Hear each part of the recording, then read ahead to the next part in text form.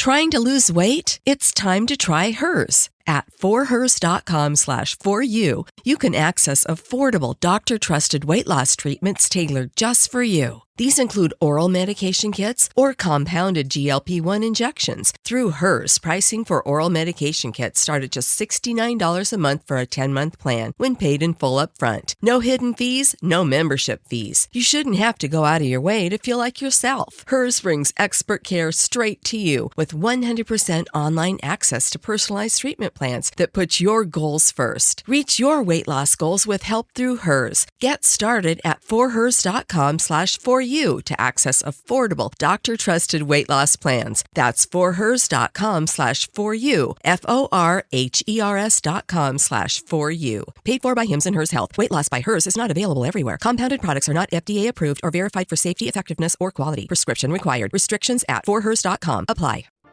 Welcome to Busy Mom Talk, real talk for real moms. I'm your host, Kia, mom of two. So if you're juggling kids, coffee, and chaos, you're in the right place. Let's get into it.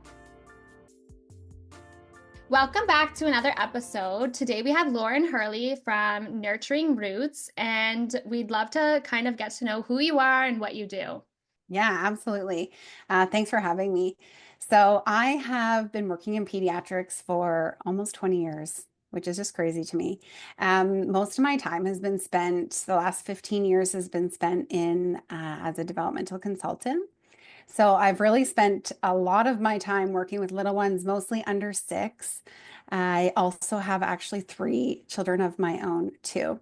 So I have lots of knowledge that I get to apply at home as well that I've also learned through work, which my husband actually says can be a negative thing for him because he says, you're always doing like coaching. You're always coaching me. So it has been helpful. And sometimes I feel like, yes, maybe I know too much information, but I have spent so much time in pediatrics. I've worked within a hospital setting and as a developmental consultant within a children's treatment center. And newly, I have opened my own private practice. I'm supporting children with sleep, toileting struggles, as well as focusing on attachment-based parenting coaching. Those are all amazing things. And I do think that a lot of times, like, we bring our work home with us. If you work with kids or, like even things that you read online, or if you're super interested in these topics, like you go home to your partner and be like, this is what we have to do, or this is what's going to work, right? Absolutely. And then you try it. You think, okay, no, this isn't going to work for my child, or it is really successful.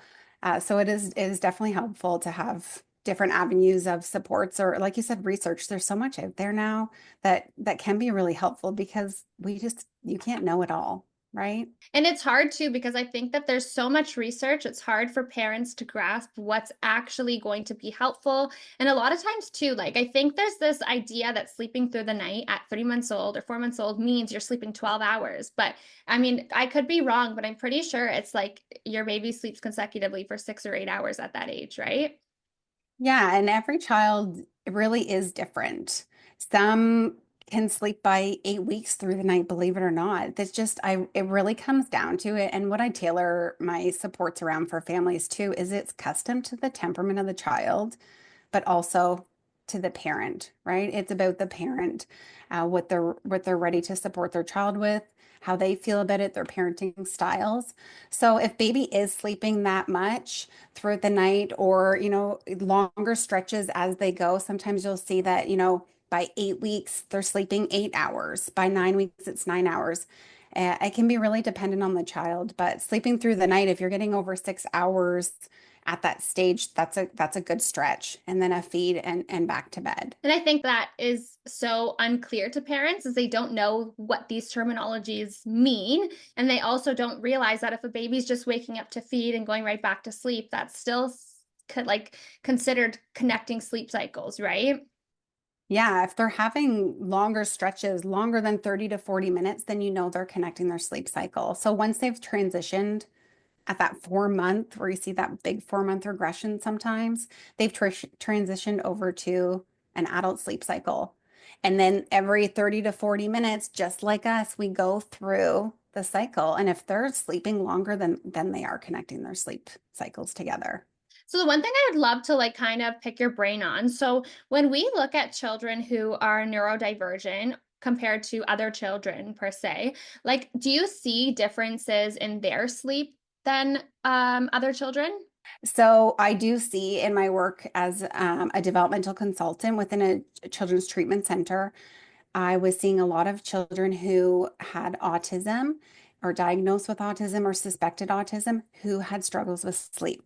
Now, I did not have a certification in special needs and neurodivergent population, so this is newer to me. So I'm super excited, especially for my private practice, but also within a children's treatment center to support families because their sleep is different. You will hear parents that say their children are awake most of the night.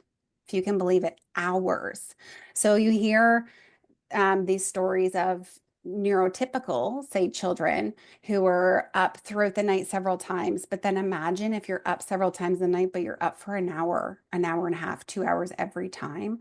So there definitely is a difference from my perspective, from my experience. However, now with this training that I have so many tools in my toolbox to support these families. Like, I can't wait to get started. So when somebody comes to you and they say, these are the signs that I've been seeing, I think my child may be neurodivergent or they're showing signs of it, what would be the first step that you would say to these parents? Well, if they were coming to me in my private practice, I would, so because I have a background in development, I cannot assess a child. That is not in my scope. However, I can complete a developmental screen with them in a variety of screening tools to see if there are signs that verify and affirm the parent of their concerns. And if there are, then I always suggest like referrals out to a family doctor to make a referral to a developmental pediatrician.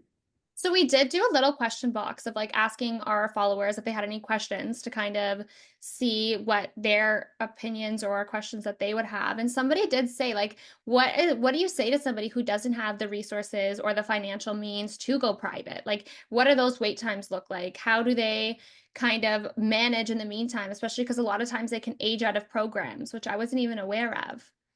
Yeah, that's tough. That's a good question. The wait list right now, so in, Kingston, Ottawa area, I'll speak to specifically more Kingston.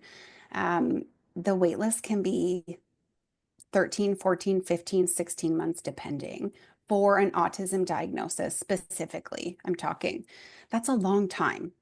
However, my role within that setting as a developmental consultant, often I see these children come in very young because our program is 0 to school entry. I see them come in, they have no diagnosis, and we are often the first people to say to them, do you have concerns around, the following? And if the parents are like, yes, I never knew, then really our treatment and support for them doesn't change if they have a diagnosis or not. If we're supporting them with whatever their concerns are as a family, whether the child has received it or has not received it or waiting, they're still going to get supports. That's just specific in the public sector. But to get a diagnosis and then Autism Ontario and the money and all that stuff, yeah, that's differently because we're a free government service. But you're right, the money does run out eventually.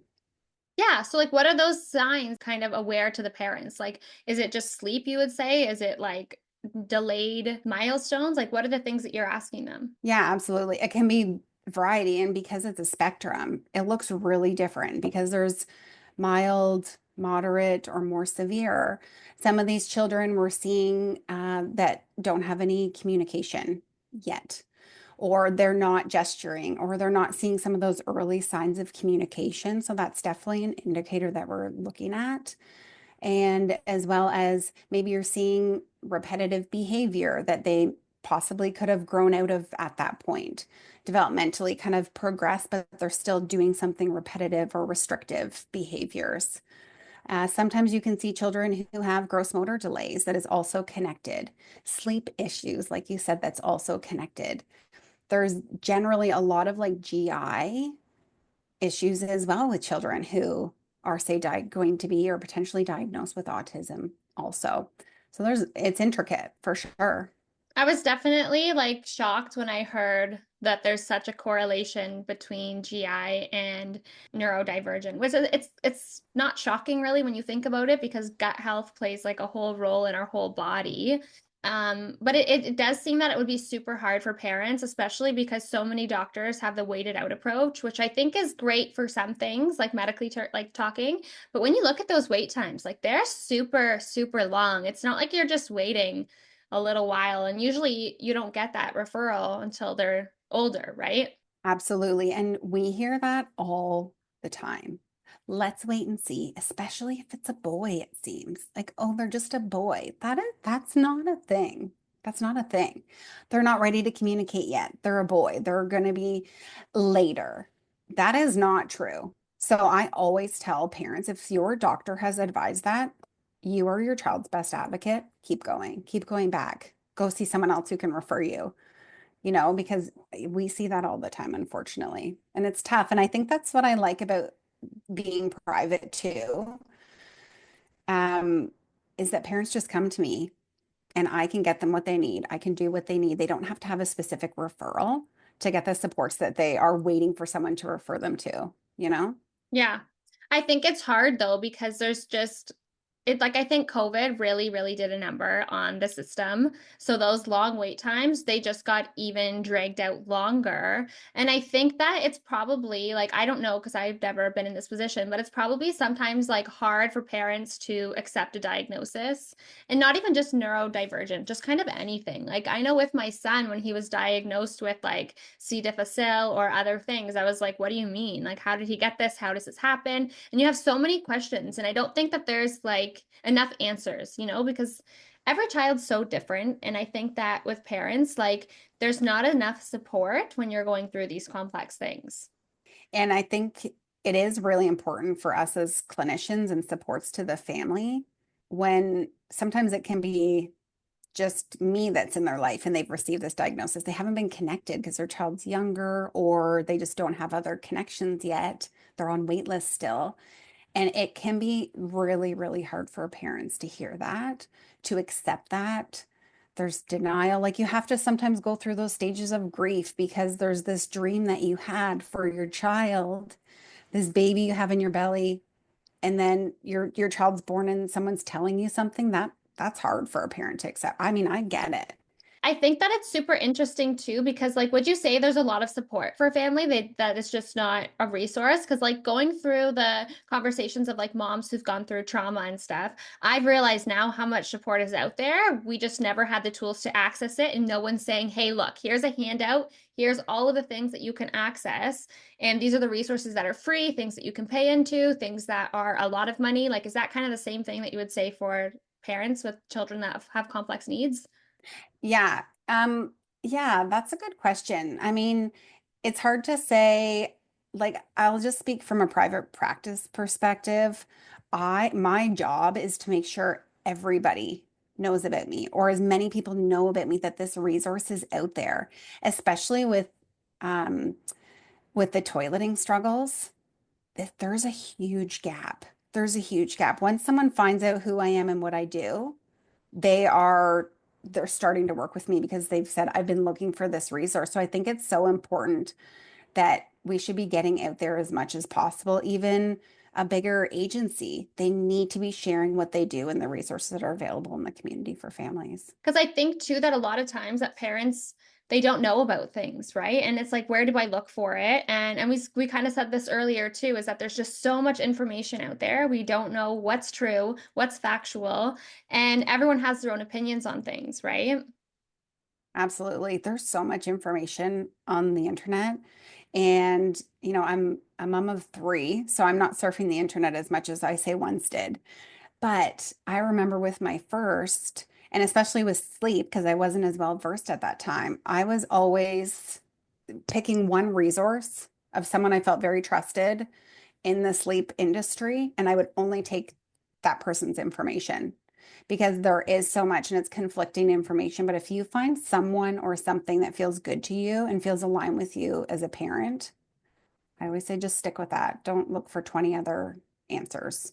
And I think that's what's hard is like society deems it for us to have like this perfect child or this perfect relationship with your child, or like if they don't do this, this means that they're delayed, or if this they don't do this, like that just means something more is going on. And I've heard this so many times where parents are like, my child won't sleep, what's wrong with them? And I think that when you look at the whole picture, like I am so big on this. Like when people tell me their kid doesn't sleep, I'm like, have you got their iron tested? And I mean, I'm not a doctor. I don't tell people to like give their kid iron. I definitely don't think you should. You need to go to a doctor, get assessed and stuff like that. But that's what made me realize there's so many more things to sleep and sleep training and anything sleep related, that there's so many different issues that could play a part than your child just doesn't know how to sleep. Absolutely. Yeah, I agree with that. There can be lots of different avenues of what's going on and correlations of in the environment or other things. I agree. I like to go to like holistic approaches and other modalities first if I can. And I think, I bring that into my supports with families. Even if I have like a young baby that comes in with a mom for sleep, like let's bring in an LC. Let's bring other people in who are experts in this to see if there's something else going on, or their doctor. Exactly. If you said, is there a nutrient concern or something? So I agree. It's not just like one approach is the only approach. Yeah. And I think that it's so important to have like a wide range of providers than just going with one person. I mean, unless one person's working for you Yeah, and they're like kind of, it's very hard to find somebody who's trained in everything, like. absolutely. Yeah, yeah, absolutely. And I think that's why it's nice to pick and choose. And I always say to my families, take what resonates with you and like block out the rest. If it doesn't feel good and align with you, don't take the information. So when you're working with children who have toileting struggles, let's say, like what would you say their parents are coming with you asking? Yeah, absolutely. I've found recently, especially families have been struggling, not for a month, not for 2 months, 6 months, 1 year, 2 years, struggling with this challenge. And I will say, as a parent of a child who struggled with withholding for 2 years, it's a very lonely place. And I think there's so much fear and anxiety related to this for these children that the number one thing I say to parents to start off is you have to take the pressure off of completing this. So much anxiety comes to our children, and we unknowingly are putting it on our kids. Like you just try to do the best you can with the resources you have. That I think like the number one thing I always say is you have to take the pressure off, and then we have to use a holistic approach to support your child, and it has to be child led with the parents, right? I think that's the biggest thing, is being child led. And again, society places these norms, like even with kids going into JK. I've seen so many posts on like mom groups and stuff being like, my child needs help still. Like, why can't teachers help? And, like it is hard because there's only one teacher in like a public school. But how do you support them in saying that, like, if you take the pressure off, things will get better? Yeah, and I think too, especially if you're talking about JK, a lot of my families right now are saying several, actually, most of them are in the States. So their schooling system's a little bit different, but they are saying our child is starting, pre-K or whatever it is for them in September. I need you now. We need help now. That's two of my clients for sure in that stage. And it's a lot of pressure because it's like, who's going to help my child at school? And it is when you say take the pressure off, I say to parents, here's a list of the things that you probably have done, because I know I certainly did them as a parent, comparing your child to others, threats like, hey, if you don't do this, I'm going to take your pull-up away, something, those things, bribes, rewards, all those things. But what we need to do is we need to build our child's confidence and self-esteem. We need to let them know that they're capable of doing these things on their own. To touch on the struggles at school, that it's hard. Like you have to have a plan with your school system. And being in JK, yeah, when there's maybe not any CE in the classroom or someone else, then I think it's really important to have like a plan where the child doesn't feel different for this happening.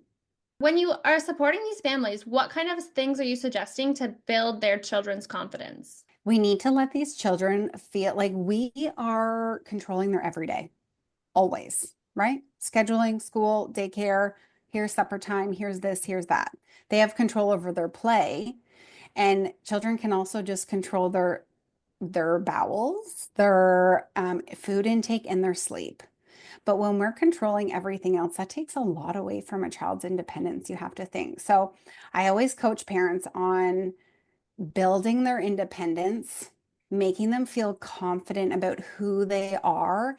And like daily affirmations are so important for anybody. And that's why I love them. I always say to my parents, you need to have daily affirmations, and your children need to know these things. They need to believe these things. And they can't just, they're not just to be applied to toileting, but to also everyday life, right? So I'm definitely about that, supporting them to build their confidence, letting them feel comfortable around being in the bathroom. What does that look like? Bathroom environment is so important. So it's really important to have the child a part of everything, and you're not the one telling them what to do. You're just leading them to support them. I think too is that people say that your child's potty trained in the day. They don't realize that it's like a hormone. I believe it's a hormone that you get in your body for bedwetting. And you can't train your children to not pee during the night. It's your choice as the parent. It's your child. You can do whatever feels good for you, but from a professional perspective, you don't have to wake your child. It also is disruptive to sleep, right? They need to sleep all night. So I don't make that suggestion. I say, just like you've said, like when their body's ready, they will start to hold it all night long. And I actually know some kids who have had to take medication to, like you said, trigger that hormone. Oh, I need to hold, like, this is what I need to do. So that happens too for some kids that are getting older, and they're feeling that because they understand it in a different way, right? Yeah, I think too the society part of it, right? Like there's just like even going to the bathroom in public. I know a lot of people who withhold it and they refuse to do it. Or, like even for myself per se, like when I was pregnant, I had a antibiotic resistant UTI that I was hospitalized over 4 months. So I was like, I will not pee in public because germs. And it's just hard to like retrain your body and retrain your mind, especially when you're a child. You don't even know these things. You don't understand how it works. And like even withholding, like I know that when you deal with constipation, that like doctors tell you don't put pressure on toilet training. And there's like this idea for some reason that like you need to start doing potty training at like 18 months or, like have you ever heard of elimination communication? No. Okay, so I've seen this on Instagram, like from like mom influencers or even just people I follow, where they put their child on a potty from a young age so that they can get the correlation of this is where you go to the bathroom. And when it works, but they still wear a diaper all day long. They just kind of train them or whatever. And it's like a informal or no pressure form of potty training. You're not leaving them there to pee or poop like for hours or even minutes or whatever. Just kind of maybe when the big brother or big sister is going to the bathroom, you say, "Oh, do you want to sit on the potty too?" Or you kind of get them comfortable.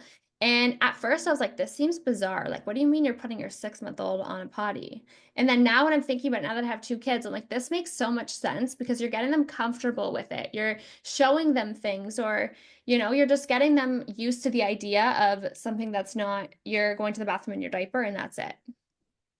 Yeah, and I think, and I mean, I have heard of that as well. Maybe not known the name for it, but um, I think it's really just about exposure, right? It's about exposure, and I can say, as a mom of three, my third, who is now almost 15 months, he is like obsessed with the toilet. Why? Because his big brothers have this really cool toilet seat with the steps, and he watches them go up it, right?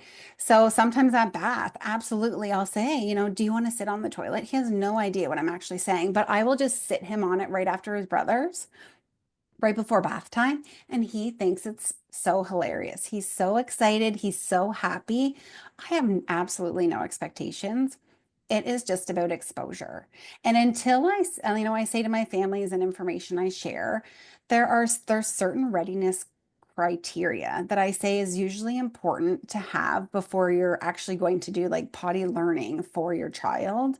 Because otherwise, like you said, like if they're truly not ready, it just becomes resistance, power struggle, and more issues.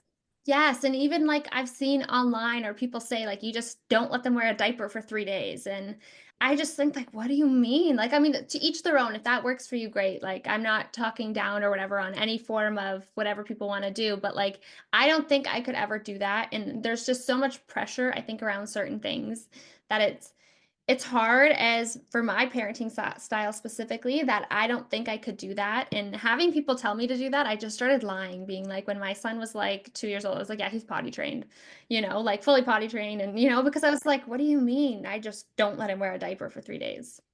Yeah. Well, you know what? I can speak to that method because I did do it with my second. I did not with my first, which is interesting because I've learned so much. And then I also got certified because I wanted to learn more.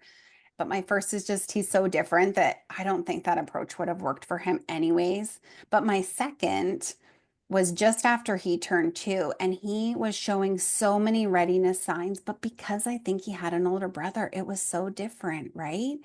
He was saying all the things, and I'm like, I don't know. I think he might be ready. I was shocked. I was not expecting it. We were not pressuring. I said, well, let's give it a try. Let's try this naked 3-day plan. And because I was certified, I had a whole plan I could do. So I'm like, you know what? I'm going to try it. And it was very successful for us. He loved it. It was no power struggles, nothing. Were you chasing him around in like high stress and anxiety yourself because you're like, where's there going to be pee in my house? But you know what? We just set some rules of where you can be and what you can do. And it was really easy for us. But again, I think it comes down to temperament of the child and what feels right to you as a parent, right? If you're Yes. like, that doesn't feel good to me, don't do it. Find what feels good to you and just take that route. Yeah, I totally think the temperament thing is even my two children, they're so opposite from each other. And like with my son, I knew that would not work. So I just eventually was like, you know what? I'm just gonna tell people that. And we just he just eventually potty trained himself, I would say. Like he just stopped wearing, yeah, like I don't think I could say there was a specific time where I was like, okay, he's potty trained. And it's funny too, because my partner would be just so nervous, like long drives. Oh my God, he's gonna be soaked when we get there. Or but it's hard to trust your child when you know that they haven't had an accident or, and then you get this power struggle. I'm not wearing a diaper. I'm not a baby, because he has a little sister. He's like, what do you mean? That's for babies. Yeah, that's awesome. And I think, again, you probably saw all those readiness signs in him. So you're exposing him and you're like, hey, there's the potty or there's the toilet. When you're ready, go sit on it. And that's amazing that it worked so well for him. I think that's great. And then there's no pressure for you where you felt like you had to, meet this criteria yourself of, oh, he's this age, he has to be going. Yeah, like I wonder why there's such like a society pressure of it. Because like for example, my grandmother was like, "Oh, we just like did it. No one really talked about potty training their kids or no one talked about is my kid potty trained? There was no competition. Your kid was just potty trained or they weren't." Like nowadays, I feel like it's such a competition in a society pressure, not necessarily like between friends or whatever. Maybe there is, but Yeah. I will say, like, between friends, I've never felt that way for sure. But what I will say as a parent of a child who did really, really struggle, I think he could have stayed in a pull-up forever because he was just so content. I will say personally, it really, really bothered me that I couldn't get him out of a pull-up, that it took so long. And that's why I did that. And I'm like, I've worked in pediatrics for so long, but I didn't have enough of that skill base specifically, which is why I got educated. I got certified. I worked with a coach. I just felt that personally as a mom, like, why can't I do this? And I get it. I get that pressure of like, oh, here's my almost 4-year old in a pull-up at an event with other kids all in underwear. Yeah. So you do feel that.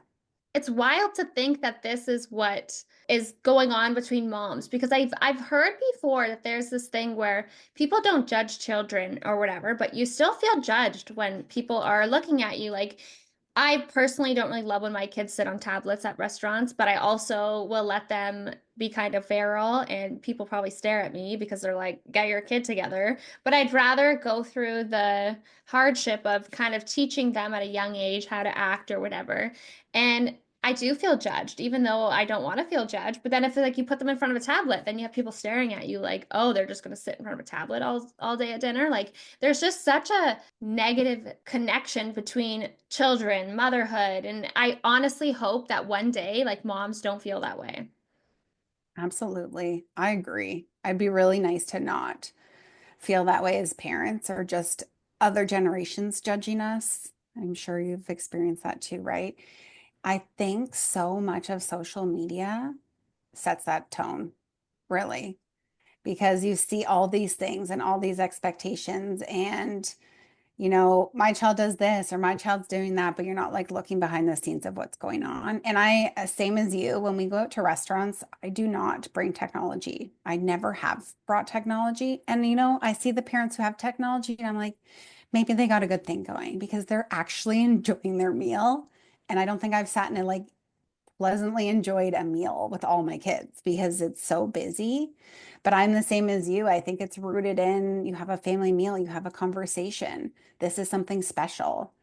So I really will say, and being in my late 30s now, that the younger me would have felt or has felt judged and like I wasn't doing it right. Now that I'm older, I honestly can say, I don't really care anymore. It doesn't matter to me. Judge me all you want because you never know what's going on behind someone's door, right? And I think that goes for everything, especially like postpartum, all of it. I just think it's so important that if you don't want to be judged, don't judge. And that's the one thing, like, I feel like since I've moved to Ottawa, I found such a great group of friends that are moms, and we all do things differently. And, like, I think once you get that little group or even that one friend per se, it makes things so much easier because, like, maybe we do things differently, but our kids are still happy and they're still healthy and they're still thriving. And it makes our lives easier when we do it our way opposed to other people's, right? For sure. And it just feels better to you. And it takes all kinds of kinds. That's what I always say. There's not one person or one way that is right. And I think that's too what we see, what in my experience say, and I've heard other moms say this too, is like the other generations, the older generations, there is questions around, why would you do that? We didn't do that. And I'm like, well, times have changed. We've learned a lot about safe sleep. That's a huge one for sure. The sleep conversation is huge. No one ever talked about their sleep issues. So it's interesting. Times change, and I love now that we are so much more open to sharing information and getting help. And it's okay to get help. Like, I would love to know your stance on, do you ever see clients coming to you with issues regarding kind of anything, even sleep, toileting, temperament, everything?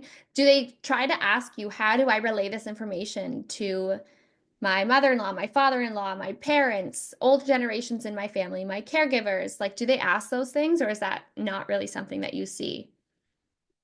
I would say sometimes we do see that. Or if like my mom said I was that way and it was fine. Or, so there is some of that. And I do always try, and it's about also really empowering the parent and making them feel good about what they truly believe and validating that these are feelings are true. I think that sometimes what really gets missed is like we encourage parents to validate their children, but also you need to be validated, whether it's by me as a professional or by when your family doesn't validate you because they have different views.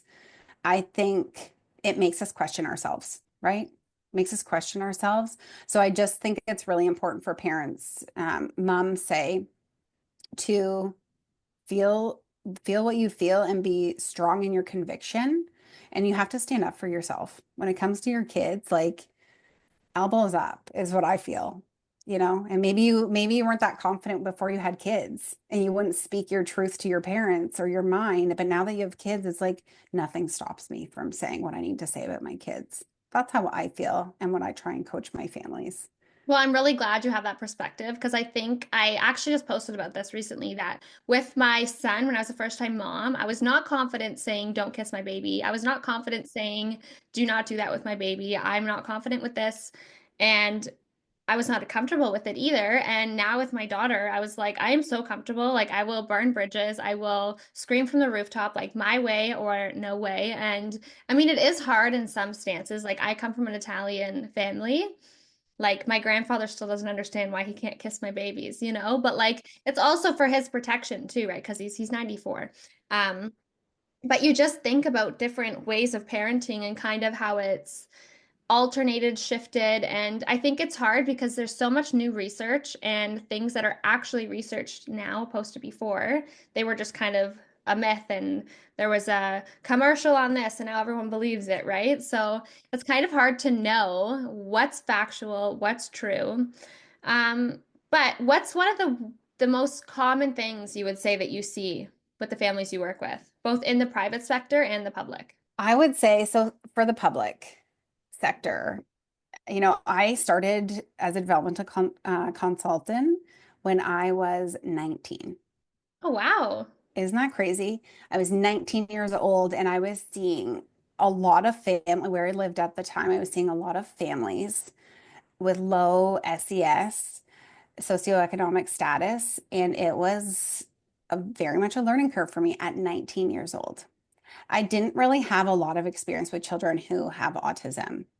Fast forward almost 20 years, I am seeing a lot, most of my caseload in the public sector is children with autism are coming through.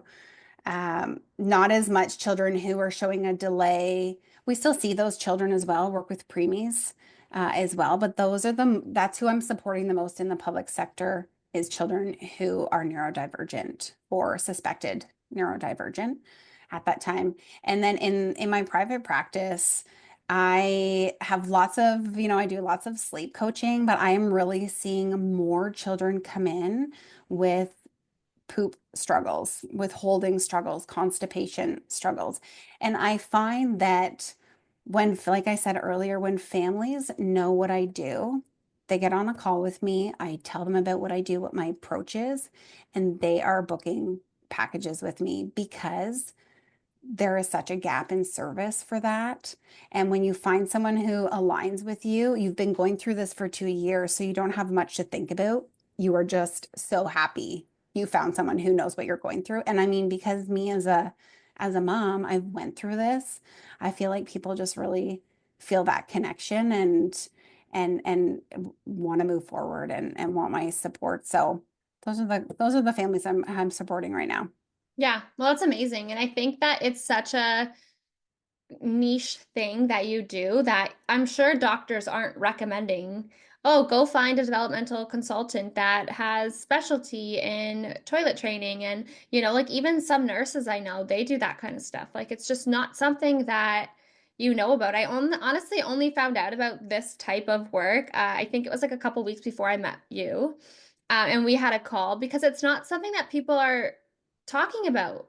It's not something that moms are able to just get access to information on. And this is why I think that it's so important that these conversations keep happening and people are realizing that there's so many tools out there. And it sucks because you do have to look and kind of be a little nitpicky on where you go and how you get the information, but they are there, you know?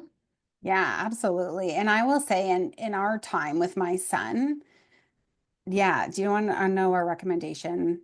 Our family doctor was not sure, like didn't know how to support us, referred us to a pediatrician who specializes in like GI. And the recommendation was put him on Restorelax. So we were on Restorelax on and off because I just felt in my gut, this is not the problem. This is not the problem. And it was like back and forth. Like you said, I was researching, I was doing so many things. And it's just like, this is not working until I really took it into my own hands. I think it was after seeing the pediatrician, maybe the second time or even the third, I'm like, that is not the answer here. And once I shifted my perspective of like, what is actually going on, we took him off for Storelax before we started this new approach, and he doesn't even actually need that. Doesn't even need it, right? And I just feel like they are doing, from a pediatrician perspective, they're doing what they know medically, what they know to be true for them and their approach. And that's wonderful. It was great because I didn't know a lot about that at like PEG at the time. I do now, but there's also another way to this. You can't just, that wasn't helpful. See, I find that I've been super lucky because my family doctor, he also does acupuncture. His wife does Reiki. His son's a chiropractor. His daughter-in-law's a naturopath. So he definitely knows there's a time and place for Western medicine. And I'm sure none of us want a Dr. Google surgeon operating on us, right? But we also don't need all of these medications that also have side effects, or, even like I didn't know that you shouldn't be taking, like giving kids multivitamins if you don't know if they're deficient in anything, because some vitamins can be fat soluble and you can get too much and there's toxicity. Like there's just so many things that I think everyone kind of has to do what they feel is in their gut, but also when things feel wrong, it's okay to say no to the westernized medical world, right? Absolutely. Absolutely. And I think especially when it comes to doctors, parents are very intimidated, very intimidated. And I say, absolutely, I get it. I validate that that feeling is true, but they're also just people and they only know their specific field. They don't know all these other things? So you're your best advocate for your child, always bottom line, end of story. I think parents need to remember that always. Yeah, but that my doctor said to me, the best doctor for your child is you. And when he said that to me, I was like, what do you mean? I'm gonna go Google this stuff though. But that's what I'm thinking. I'm gonna go Google this, right? And when I Google it, it doesn't look very promising. So I'm bringing him to you because you obviously know more. And in my heart, I knew things weren't just normal. But as we kind of went and didn't take a medical perspective, things got better for so many different things. So I do think that there is a time and place for Western medicine.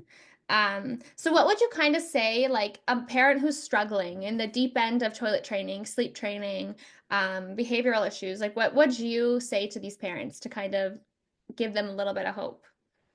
Yeah, I would, for accessing coaching support, I think it's really important.